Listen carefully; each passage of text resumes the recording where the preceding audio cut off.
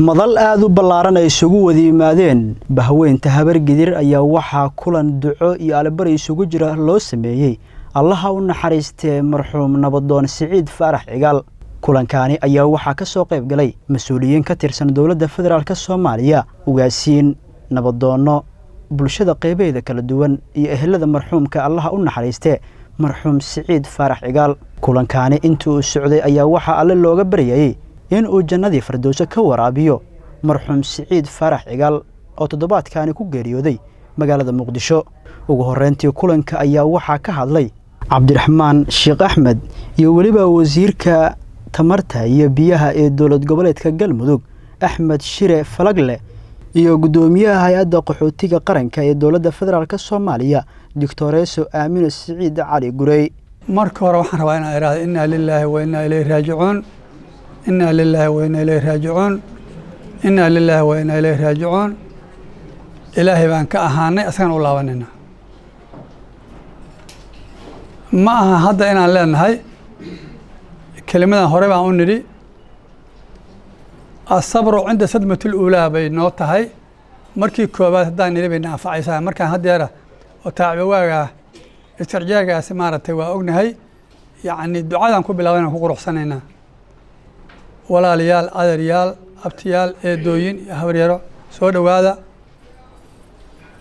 sida adinku ku timaadeen ama wariyaha warka noo xiriir oo noo sheegay adeerka Siciid Faarax Cigaal ayaa loogu talagalay munaasabadan in loogu duceeyo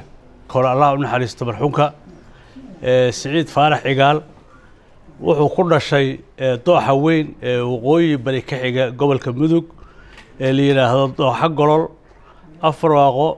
قياسي سنة كل سجال بقول أفرت اللي صدق دي سجوير أيو صوق على مجال قال كعيو وأنا كملها لليرد هالكاس كوكرتي حبرتي سنة دي كل سجال بقول يكونتر يلحدي إلا الجبنوة حلق القادة وحكملها لليرد اللي شقيني سي كبنياشي مريكن كلها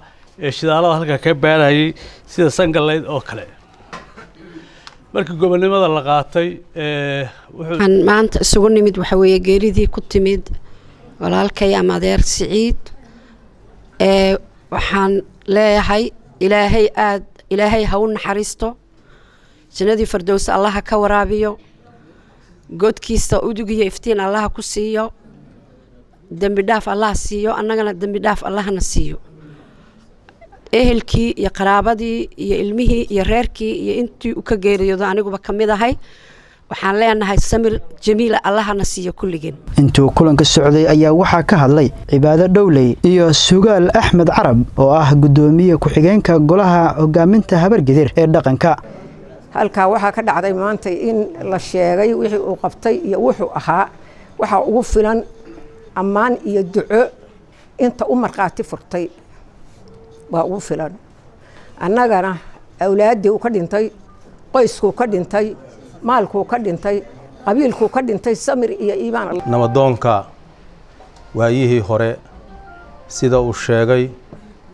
maxamed jaamac dirir ragii hore la soo shaqeeyay ma ahayn laakiin waayahan dambe colaadaha iyo wadankan ka jireen dhibaatadu dadkii la soo shaqeeyay waan ka mid ahaa wuxuu ahaa nin saciim ah wuxuu ahaa nin waayo araga kulankaani iyo ducada alabariga isugu jiro dadkii ka soo qayb galay ayaa waxaa mahadi ballaaran u celiyay curadka marxuumka nabadoon Siciid Faarax Cigaal oo ah Maxamed Siciid Faarax Cigaal ugana mahad celiyay dhammaan intii ka soo qayb gashay kulankaani waxaan aad uga mahad celinaynaa walaalaha halkaan fadhiya oo markii uu xanuunsanaa ag taagnaa oo markii uu dhintay janaasadiisii sida halkaan dad badan ka tilmaameen ummadii tirada badneed oo halka iskugu tagtay kuwa halkan fadhiyay ahaayeen iyo intii ayagu ay sababeen inay yimaadaan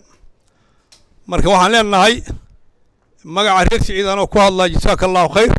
marka laan idin mahad celinaynaa ducadii janaasadii sakaraadkii aad ag taagnaydeen aaskii mar koobaad iyo mar labaad iyo mar saddexaad ayaan idinkaga mahad celinaynaa ugu dambeyntii kulankaani ayaa waxaa soo xiray senator Cabdi Xasan Cawaale Qeybdiid oo ah gudoomiyaha guddiga dastuurka ee labada gole ee baarlamaanka federaalk Soomaaliya wuxuuna uga tacsiyay dhammaan eheladii iyo qaraabadii uu ka baxay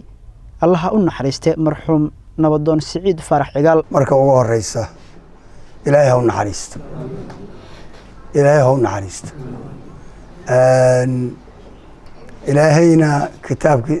جنة فردوسان هجي كتاب كسميك الله كسي وصور شقي ومداني يدل كان حبضن بأساطرة وقت بجري وحبضن مساطرة إلهينا عريس تاسي أنا قررت أنت أنا أدعينا وهذا وحنسكون نمت ضد كمركة أنت كسوق يبقى شينا وحجرتك وضياش أيوه قبلها أيوه وحجرتك أنا عبد الرحمن سعيد حسن تلانتي قلمذوق TV magaalada Muqdisho